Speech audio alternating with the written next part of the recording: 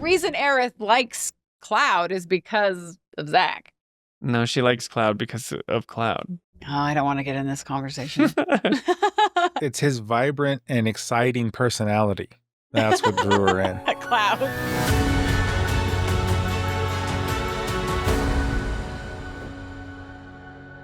And then this is a particularly interesting conversation with Aerith. So if you go outside of the house, right?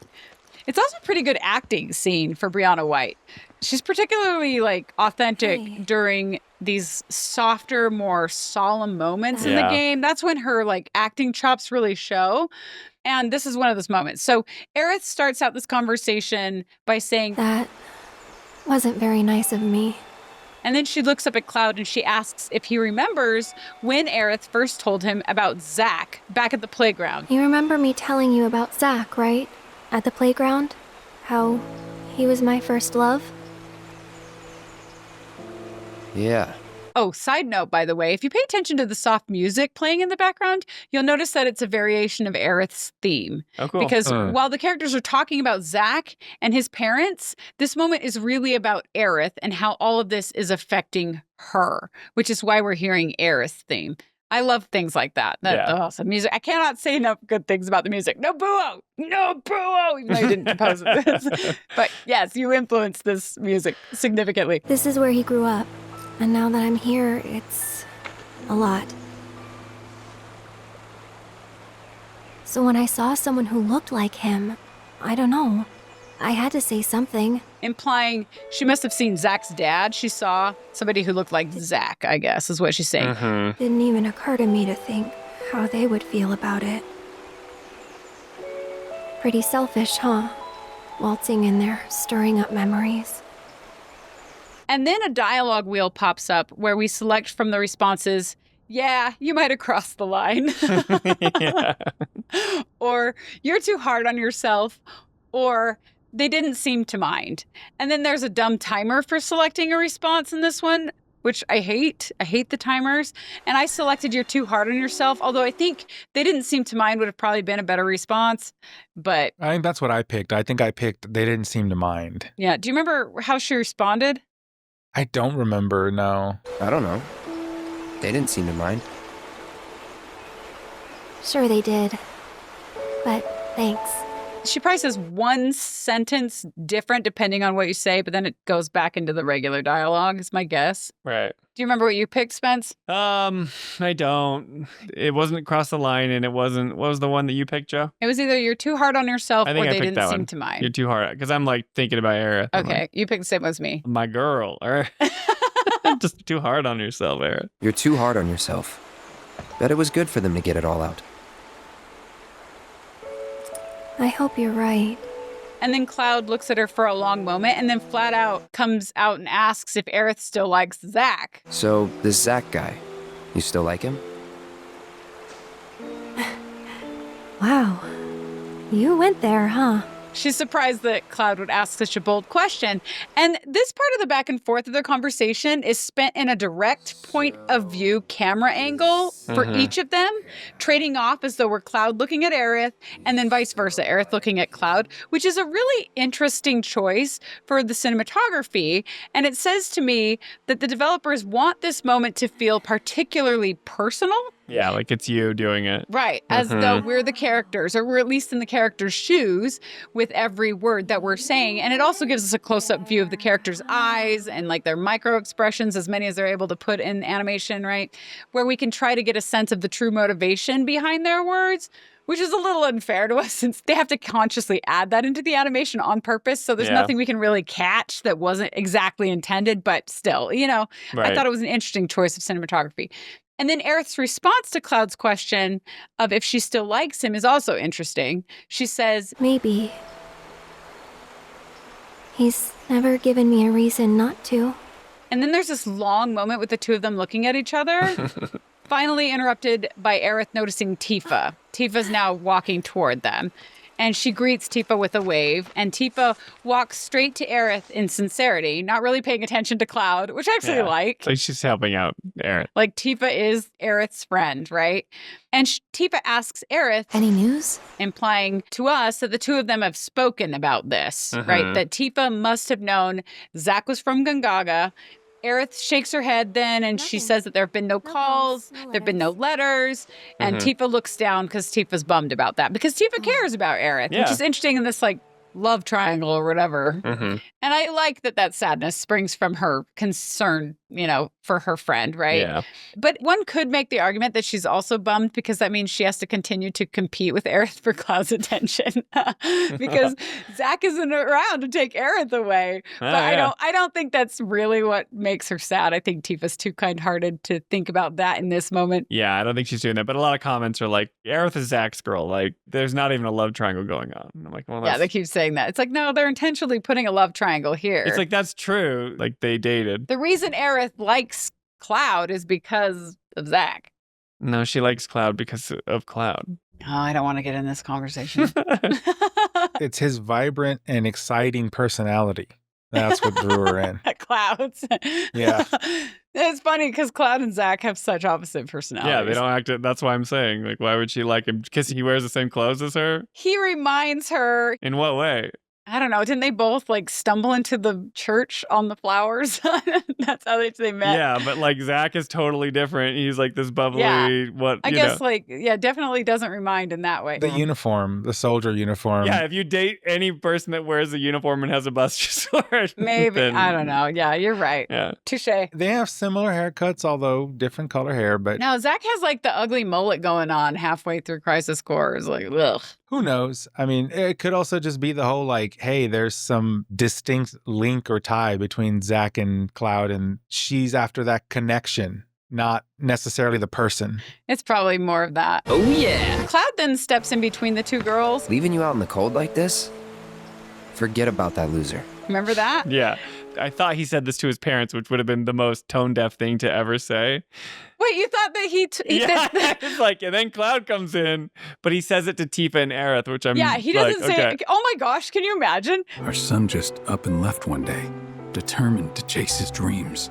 Forget about that loser. I was misremembering. Not Wow. They're like, do you know where Zack is? He's like, forget about that loser. not forget the next part. Because doesn't he Oh. talk about him being like a soldier and that he's probably dead? Yeah. What does he say? I don't remember. Okay, so he tells Aerith that he should forget about that loser Yeah, because he left her out in the cold. right, And that's super ironic, by the way, right. given what many of us know about the original game and Crisis Core. So Yeah. think about that. And Cloud's statement takes the girls like aback. Like, remember, they like look at each other. Yeah. And then they look at Cloud. This is a total Japanese thing. They look at Cloud and they're like, huh?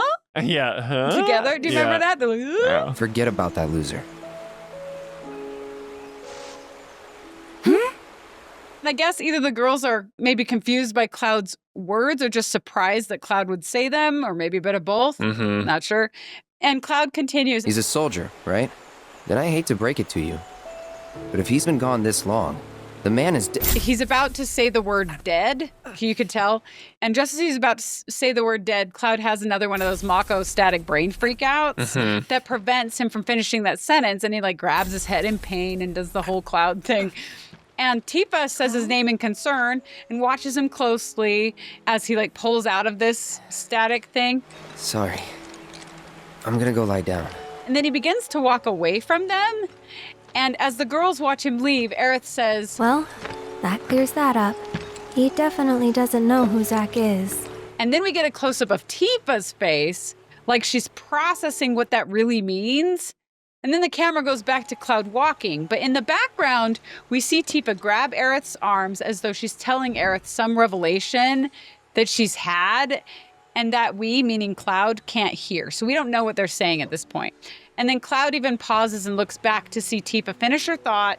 Aerith nods, and then Tifa walks away, which again is implying that these two girls have been talking to each other about what's going on with Cloud when Cloud isn't around, and that they're trying to figure out things themselves, and maybe they've come to a specific realization in this moment that we just don't know about.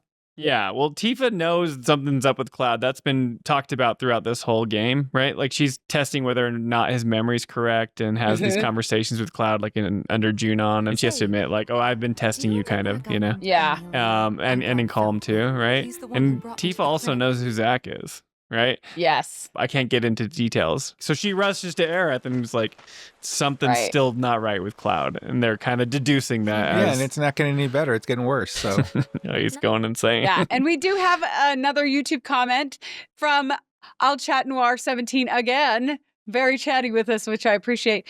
I'll Chat Noir 17 says, after talking to Zack's parents, Cloud gets his headache after forcing himself to remember Zack. But right after that, we can see this very short vignette where Tifa checks in with Aerith. We don't hear what they say, but it struck me as beautifully animated as it communicated perfectly the deep bond of friendship the girls have with each other. So, yeah, I agree with that. I thought that was a really nice touch, just because even though Tifa has these deep feelings for Cloud, she also has deep friendship feelings for Aerith. And they do a really good job of like making that feel real and authentic. I agree. Back in the day, it's like, oh, they have this love triangle and there's Tifa, Aerith, but it feels like there's this camaraderie and bond, this sisterhood between Aerith and Tifa, right? Yes. Not just some love triangle because... not just some jealousy thing. You were like a 13-year-old boy playing this game or something like, I like this girl or whatever. Yeah, that's a good way to say it. And then after Tifa walks away, this was interesting to me. I need your thoughts on this. Okay. So Tifa walks away from Aerith after they say something that we don't hear.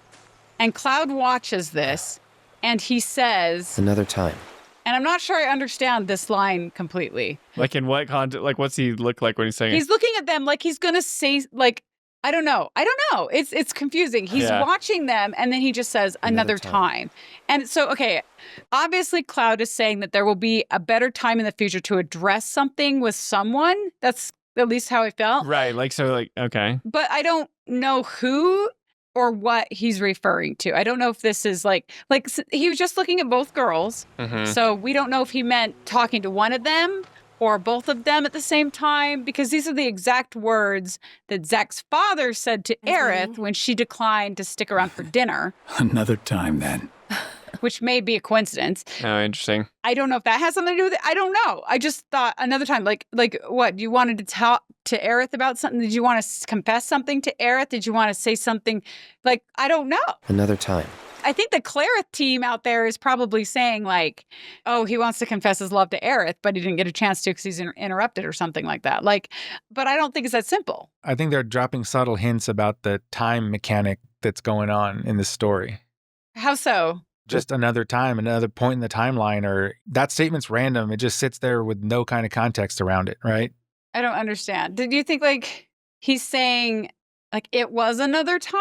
Like Zack and Aerith were a thing in another time? Is that what you mean? Either that or whatever that they're trying to have between them two and another timeline might have happened, or who knows? Oh, like the multi-timelines thing? Like Cloud is aware of a timeline? I think he's becoming aware of something that is not normal going on. I mean, maybe. I don't know what it means. Is he saying like he wanted to kind of voice his opinions? Like, does he overhear them when they say he doesn't know who Zack is, or was he not there? No, he's walked away at that point. So he doesn't overhear them. He doesn't overhear them. So he doesn't know that they're like concerned about him, because he does kind of open up. And I was thinking maybe it's like another time, like, oh, I would like want to voice how I'm feeling, but I can't get it out. That's kind of what I think, but I don't know who. Yeah, I don't know. I don't remember. That didn't stand out to me. I'll be honest. That did not stand out to me when I played. It didn't. When I first played it, I just kind of went with, okay, whatever. When I watched my gameplay footage again, and I was like, wait, what does this mean? Or it could just be like Cloud is so reserved and like he's shelled, like he's got this hard exterior, right? Yeah. Where either with Aerith or Tifa or whenever he has these emotional moments, like he just can't say what he's really thinking or feeling. He's got that hard shell. So like they kind of talk about this stuff and he's like, hey, ditch that loser or whatever. And then they leave and he has this like little moment, but maybe he wants to open up and he has that moment of clarity. Like, maybe it's a glimpse of who Cloud really is. I don't know. That might be it. That's me reaching. If anyone out there, knows, please leave a YouTube comment. Help us out. We can hopefully figure that out by the time we record the next chapter.